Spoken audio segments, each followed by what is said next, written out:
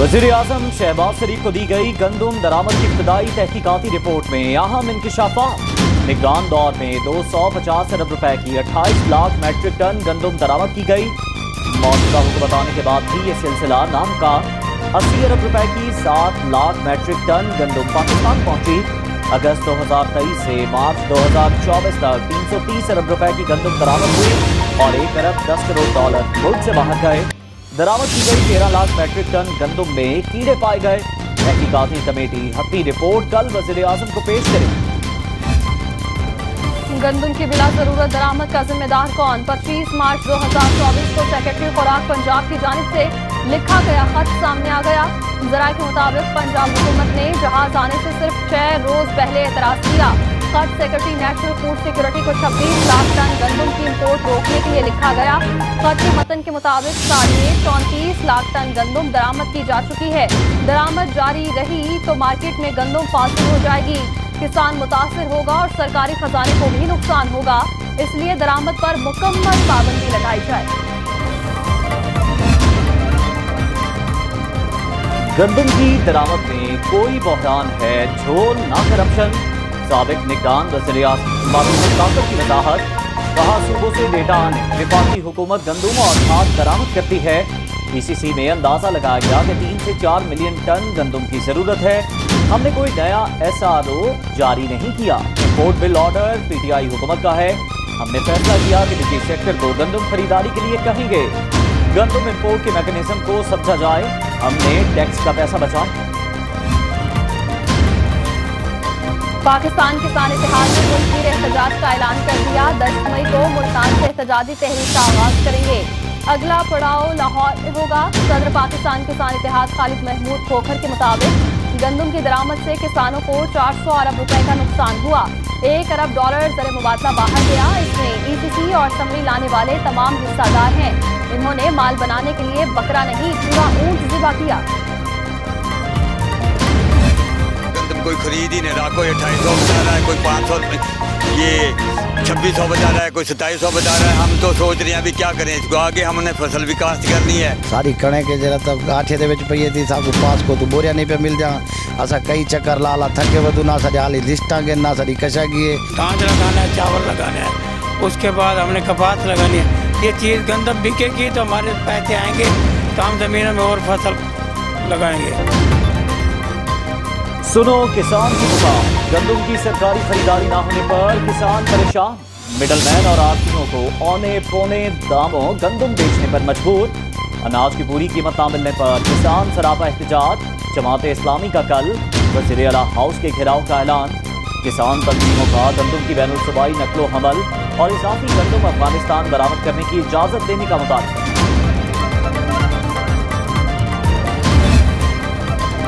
लाड़काना का किसान टमाटर के मुनासिब रेट न मिलने से परेशान। औने पौने दामों बेचने पर मजबूर।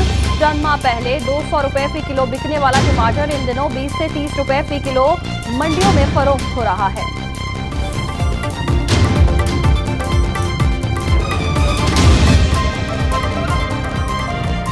बिजली की ओवर बिलिंग करने वाला सीधा जेल जाएगा। नेपरा ने ओवर बिलिंग पर 3 साल की सजा का बिल मंजूर कर लिया।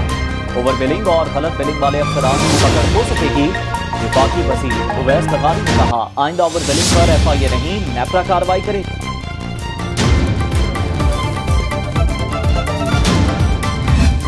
पाकिस्तान में बड़ी सरमायाकारी की तैयारियां। 50 सऊदी कारोबारी शख्सियात इस्लामाबाद पहुंच गईं। पाक सऊदी सरमायाकारी कॉन्फ्रेंस में बाहमी तजारत और कारोबारी मौक़े का तफसीली जायजा लिया जाएगा। टेक्नोलॉजी, तवानाई, हवाबाजी, माइनिंग, तामीरात और ह्यूमन रिसोर्स से ताल्लुक रखने वाली 30 कंपनी के नुमाइंदे वक्त में शामिल। सऊदी वक्त वतन वापसी पर शहजादा मोहम्मद बिन सलमान को सरमायाकारी के मौक़ों पर ब्रीफिंग देगा। वफाकी वज़ीर तवानाई और सऊदी मामलात के लिए फोकल पर्सन मुसद्दिक मलिक कहते हैं 10 अरब डॉलर तक ही सरमायाकारी के मुआहदों और मुफाहमत की यादाश्तों पर दस्तखत का इम्कान।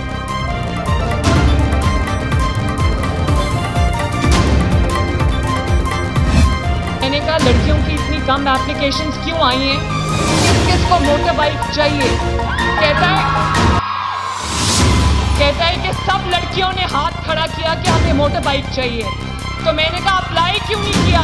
कहती घर वाले मोटर बाइक चलाने नहीं देते। मैं वालिदैन को रिक्वेस्ट करूंगी कि अपनी बच्चियों को इजाज़त दें, वो बाहर निकलें, वो इंडिपेंडेंट हो, वो अपने काम खुद करें। वालिदैन बच्चियों को बाइक चलाने की इजाजत दें। बाइक चलाने से बच्चियों में एतमाद आएगा, वो बाइक से आएंगी। वज़ीर आला पंजाब मरियम नवाज का लाहौर में पिंक गेम्स की इख्तितामी तकरीब का खिताब। कहा पिंक गेम्स का सिलसिला पूरे पंजाब में फैलाएंगे। मरियम नवाज ने शाहदरा मेट्रो बस स्टेशन के रीमॉडलिंग प्रोजेक्ट का इफ्तिताह कर दिया। मेट्रो बस में सफर भी किया। जनूबी कोरिया के सफीर की वज़ीर आला पंजाब से मुलाकात। मरियम नवाज ने कहा सनती तरक्की के लिए कोरिया की टेक्नोलॉजी से मुस्तफीद होना चाहते हैं।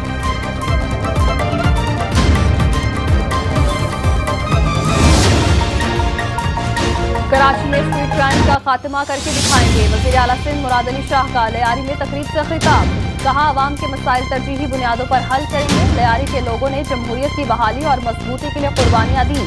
अगर नागौरी की शहादत को कभी फरामोश नहीं करेंगे।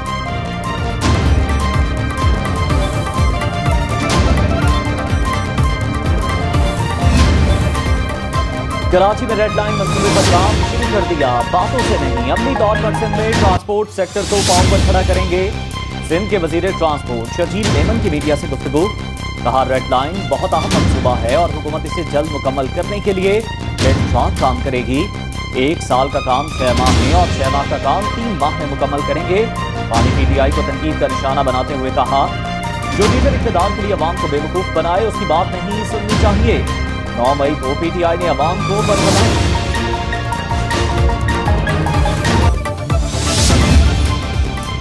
खैबर पख्तूनख्वा में नया सियासी तनाज़ा। गवर्नर फैसल करीम कुंडी की हल्फ बर्दारी तकरीब में वज़ीर आला और वज़रा शरीक न हुए।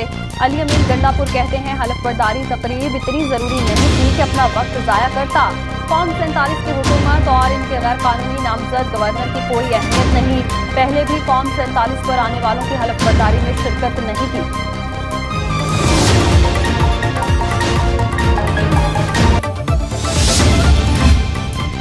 से गैर कानूनी तरीके से बजट भी पास किया गया। बजट सुबह असम्बली पास करती है, न कि कैबिनेट के जरिए पास किया। असम्बली को ताले लगाए हुए हैं, असम्बली के इजलास नहीं बुलाना चाहते, खाइफ हैं। तो इसी किस्म से जो है वो खाइफी से जो है वो आप सूबा नहीं चला सकते। खैबर पख्तूनख्वा असम्बली को ताले लगे हैं, इजलास तक नहीं बुलाया जा रहा। काबीना से बजट मंजूरी काफी नहीं, असम्बली इजलास बुलाना ही पड़ेगा। गवर्नर फैसल करीम कुंडी की गुफ्तगू।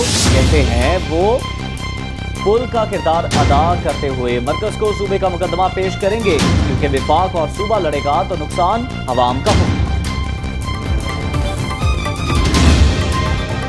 सदर मुमलिकत 3 रोजा दौरे पर कल कोयटा जाएंगे। आसिफ अली जरदारी आला सतह इजलास की सदारत और मुख्तलिफ तरक्याती मनसूबों का इफ्तिताह करेंगे। वज़ीर आला मीर सरफराज बुखरी सदर मुमलिकत के एजाज में शाइया देंगे। सूबाई काबीना और अरकान पार्लियामेंट, सियासी और कबायली अमायदीन भी सदर से मुलाकातें करेंगे।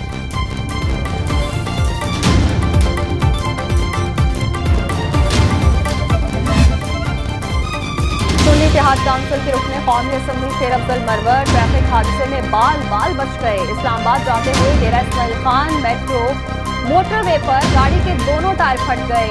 शेर अफजल मरवर और दीगर साथी मौजूदाना तौर पर महफूज।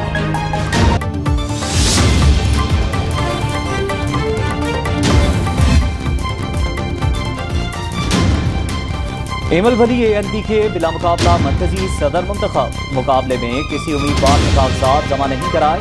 चेयरमैन इलेक्शन कमीशन मियां इफ्तिखार हुसैन की ज़ेर सदारत बादशाह खान मरकज में मरकजी काउंसिल का इजलास हुआ। अमीर हैदर होती ने मरकजी सदारत के लिए एमल वली खान का नाम तजवीज़ किया।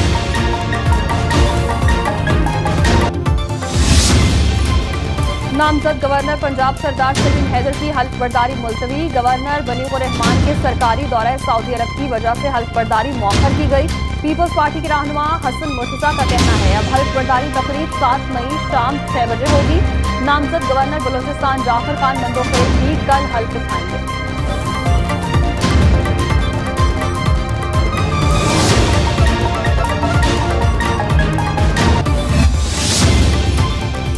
जब चाहें पासपोर्ट बनवाएं। कराची और लाहौर में पासपोर्ट ऑफिस 24 घंटे खुले रहेंगे। वज़ीर दाखिला मोहसिन नकवी कहते हैं फैसला आवाम की सहूलत के पेश नजर किया गया।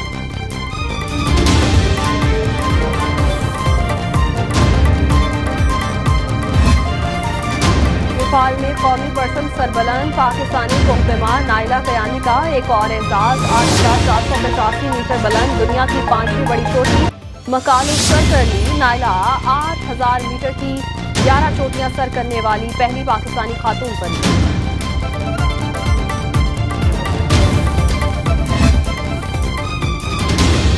आईसीसी ने women's T20 world cup schedule का ऐलान कर दिया। पाकिस्तानी टीम ग्रुप ए में ऑस्ट्रेलिया, न्यूजीलैंड, भारत और क्वालिफायर 1 के साथ शामिल। ग्रुप बी में बांग्लादेश, जनूबी अफ्रीका, इंग्लैंड, वेस्ट इंडीज और क्वालिफायर 2 शामिल। विमेंस T20 वर्ल्ड कप का आगाज 3 अक्टूबर से ढाका में होगा।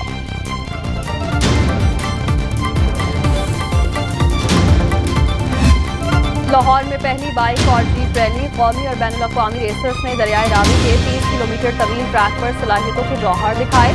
10 खवातीन भी तेज रफ्तारी में मर्दों से पीछे न रहीं। जीतने वालों में तकसीम इनामात की तकरीब आज रात शाही कला में होगी।